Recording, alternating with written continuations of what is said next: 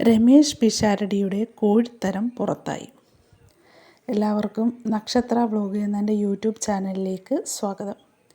കുറച്ച് ദിവസം മുമ്പ് രമേശ് പിഷാരടിയും ശ്വേതാ മേനോനും തമ്മിലുള്ള ഒരു ഫോൺ സംഭാഷണം പുറത്തു വന്നിരുന്നു. അത് ലീക്കാക്കിയത് മറ്റാരുമല്ല, രമേശ് പിഷാരടിയുടെ ആത്മാർത്ഥ സുഹൃത്ത് എന്ന് പറയുന്ന ശ്വേത തന്നെയാണ്. അത് ലീക്കാക്കാനുള്ള കാരണം അമ്മയുടെ നേതൃസ്ഥാനം തിരിച്ചു പിടിക്കണം, അതിനുവേണ്ടി മെനഞ്ഞ ഒരു ഗൂഢതന്ത്രമാണ് ശ്വേത ചെയ്തത്. താൻ പറയുന്ന കാര്യം എല്ലാം രമേശ് പിഷാരടിയെ കൊണ്ട് സമ്മതിപ്പിച്ച് എല്ലാം പുറത്തു കൊണ്ടുവരിക എന്നതായിരുന്നു ശ്വേതയുടെ ലക്ഷ്യം. അതിൽ ചെന്ന് രമേശ് പിഷാരടി വീണും കൊടുത്തു. ആ സംഭാഷണം കേട്ടാൽ തന്നെ അറിയാം, ശ്വേത നല്ല മാന്യമായ സംഭാഷണമാണ് നടത്തിയത്. കാരണം റെക്കോർഡ് ചെയ്യാനുള്ളതാണല്ലോ. അപ്പോൾ അങ്ങനെയല്ലേ സംസാരിക്കാൻ പറ്റൂ. രമേശ് പിഷാരടി ആണെങ്കിൽ തൻ്റെ ഒരു സുഹൃത്തിനോട് സംസാരിക്കുന്ന രീതിയിൽ നല്ല ഫ്രീ ആയിട്ടാണ് സംസാരിച്ചത്. രമേശ് പിഷാരടി അറിയുന്നില്ലല്ലോ താൻ പറയുന്നതെല്ലാം റെക്കോർഡ് ചെയ്യുകയാണെന്ന്. വല്ലാത്തൊരു ചതിയായിപ്പോയി. എന്തായാലും അവർ തമ്മിലുള്ള സംഭാഷണത്തിൻ്റെ റെക്കോർഡ് കോടതിയിൽ തെളിവായി കൊടുക്കുകയും അഡ്ഹോക്ക് കമ്മിറ്റിക്കെതിരെ കോടതിയിൽ നിന്ന് സ്റ്റേ മേടിക്കുകയും ചെയ്തു ഈ ശ്വേതാ മേനോൻ.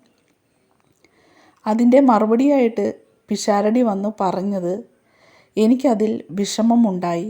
ആത്മാർത്ഥ സുഹൃത്തുക്കളായി നിന്ന് സ്വകാര്യമായി പറഞ്ഞ സംഭാഷണം, അല്ലെങ്കിൽ അനുരഞ്ജനത്തിന് വേണ്ടി ഞാൻ പറഞ്ഞ സാധനം, അത് റെക്കോർഡ് ചെയ്ത് പുറത്തു വിട്ടത് വളരെ മോശമായിപ്പോയി. ആ റെക്കോർഡിൻ്റെ ക്വാളിറ്റി കേൾക്കുമ്പോൾ നമുക്ക് മനസ്സിലാവുമല്ലോ അതാരാണ് പുറത്തു വിട്ടത് എന്നാണ് പിഷാരടി പറഞ്ഞത്. അത് സത്യമാണ്.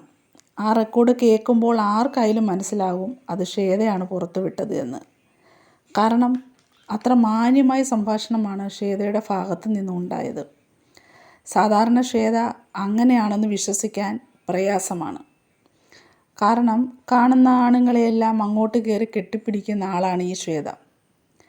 എന്തായാലും പിഷാരടി പറഞ്ഞത് താൻ എന്തായാലും രാജിവെക്കുകയാണെന്നും, ഇത് പറഞ്ഞു കഴിഞ്ഞിട്ട് ഞാൻ രാജിവെച്ചിട്ടില്ല, എനിക്കിത് തിരിച്ചു വേണമെന്ന് പറഞ്ഞു വരില്ല എന്നും പിഷാരടി പറഞ്ഞു. അതെന്തായാലും ശ്വേതാ മേനോൻ ഇട്ടുള്ള ഒരു കൊട്ടാണ്. കാരണം ശ്വേതാ മേനോൻ രാജിവെക്കുന്നു എന്ന് പറഞ്ഞു പോയിട്ട് തിരിച്ചു വന്നല്ലോ. താൻ പ്രസിഡന്റ് സ്ഥാനം രാജിവെച്ചിട്ടില്ലെന്നും അത് തിരിച്ചു വേണമെന്നും പറഞ്ഞു.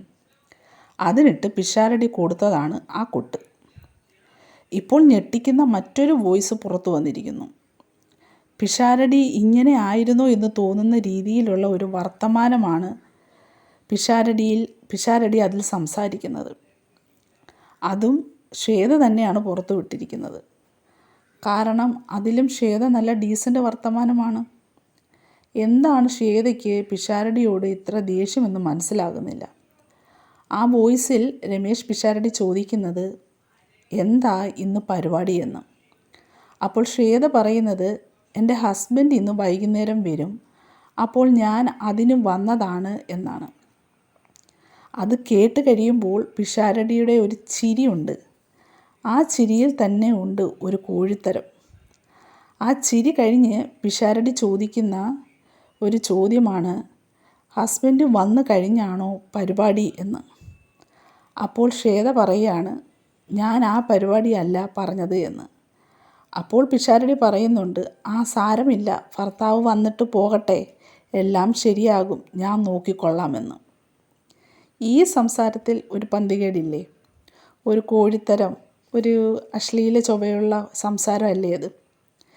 പിഷാരടി എന്താണ് ഉദ്ദേശിച്ചത് എന്ന് നമുക്ക് മനസ്സിലാവും. പക്ഷേ നമ്മൾ ചിന്തിക്കേണ്ട ഒരു കാര്യമുണ്ട്. പിഷാരടി ഇങ്ങനെ സംസാരിക്കണം എങ്കിൽ ഇവർ തമ്മിൽ അത്ര അടുപ്പമുണ്ടായിട്ടല്ലേ? ഇതിനു മുമ്പും ഇങ്ങനെ സംസാരിച്ചിട്ടുള്ളവർ ആയതുകൊണ്ടാവില്ലേ പിഷാരടിക്ക് ഇത്ര സ്വാതന്ത്ര്യമായി ശ്വേതയോട് സംസാരിക്കാൻ പറ്റിയത്? അല്ലാതെ ആദ്യമായി സംസാരിക്കുന്നതല്ല. ഇങ്ങനെ ഇതിനു മുമ്പും ഉണ്ടായിട്ടുണ്ടാവും. ഈ സംസാരത്തിലൂടെ പിഷാരടി വെറും കോഴിയാണ് എന്നൊന്നും പറയാൻ പറ്റില്ല. കാരണം അടുത്ത രണ്ട് സുഹൃത്തുക്കൾ തമ്മിൽ സംസാരിക്കുന്ന സംഭാഷണമായേ ഇതിനെ കാണാൻ പറ്റൂ. ശ്വേത പിന്നെ അത് റെക്കോർഡ് ചെയ്യുന്നത് കൊണ്ട് മാന്യമായി സംസാരിച്ചു. പിഷാരടിക്ക് അറിയില്ലല്ലോ റെക്കോർഡ് ചെയ്യുന്നുണ്ടെന്ന കാര്യം. അവസാനം കുറ്റം പിഷാരടിക്ക്. പിഷാരടി എല്ലാവരുടെയും മുമ്പിൽ വൃത്തികെട്ടവനായി. അല്ലെങ്കിലും അങ്ങനെയല്ലേ വരുത്തുള്ളൂ, ആണുങ്ങളാണല്ലോ കുറ്റക്കാർ മൊത്തം. പക്ഷെ നമ്മൾ ചിന്തിക്കേണ്ട മറ്റൊരു കാര്യമുണ്ട്. ശ്വേത എന്തിനാവും ഇതെല്ലാം ഇപ്പോൾ പുറത്തു വിടുന്നത്?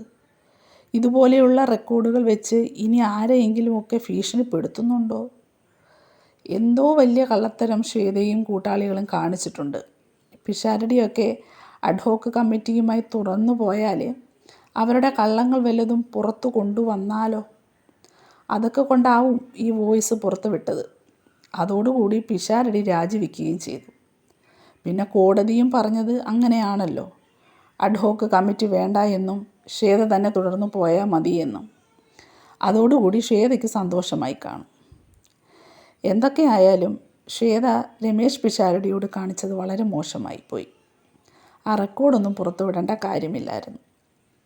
എന്താണ് നിങ്ങളുടെ അഭിപ്രായം എന്തായാലും കമൻറ്റ് ചെയ്യണം കേട്ടോ.